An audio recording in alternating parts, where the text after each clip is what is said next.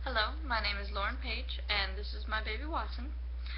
He's a Labrador and Irish Wolfhound mix and can potentially get up to about 120 pounds and 3.5 feet from shoulder to floor. Pretty huge dog. I'm only 5'2", so he's going to stand taller than I am. Intimidating. Dogs are happier when they're trained and have a pack and rules to follow. Currently, we're training Watson using a book called Top Tips for Top Trainers, or from Top Trainers, sorry. And we're also taking him to a couple puppy classes here at PetSmart in Fayetteville, North Carolina. Pretty knowledgeable. Some very quick ideas on training is to train away puppy problems from a very early age, such as jumping, barking, chewing, and the reasons that my husband and I chose to train him in a different language. And the benefits of positive reward training. As you can see, I'm giving him lots of treats right now. Versus negative training. Training away problem behavior early on is a great thing to do. You can always teach an old dog new tricks, but it's really hard to get 100-something pound dog to stop jumping when they are much bigger than you. And it's a little bit of a hazard with a giant dog like that jumping up on you. If you don't have a young puppy, it's okay.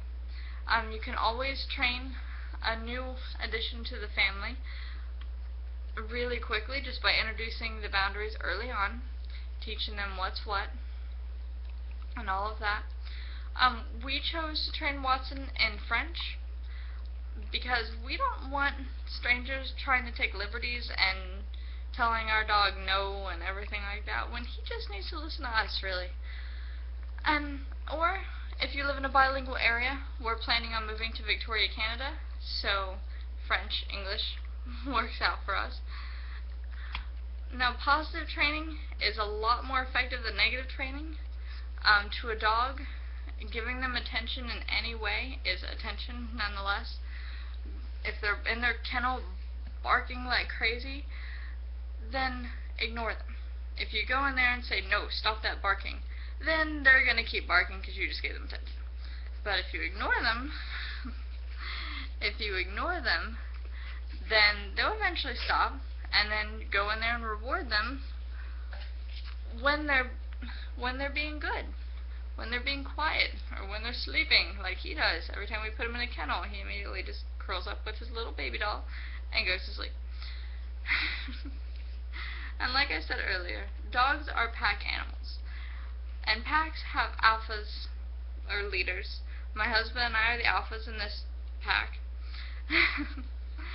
And, he's happier because he knows the boundaries. He's not running amok everywhere. He's in a stable pack. And training away problem behaviors, as I said before, is a great thing to do. Especially it'll keep you from having to deal with all the headaches of untraining the bad behaviors just so you can retrain the good behaviors later on, which can be a real hassle and really confusing for the dog. And training in different languages is not necessary, but if you don't want strangers training your dog, or if you live in a bilingual area, then it can be something to think about. And no one likes to be punished. I don't like to be punished. I don't like to have someone come around and tell me everything I'm doing wrong. No, I want to hear what I'm doing right. I want my ego to go through a roof because I love getting an ego boost. And dogs are the same way. So catch your dog doing something good. Show your dog how much you appreciate him. And I can guarantee you he'll learn a lot faster, which is a really good thing when they're growing really fast. He's only 3 months old. He's huge. Already.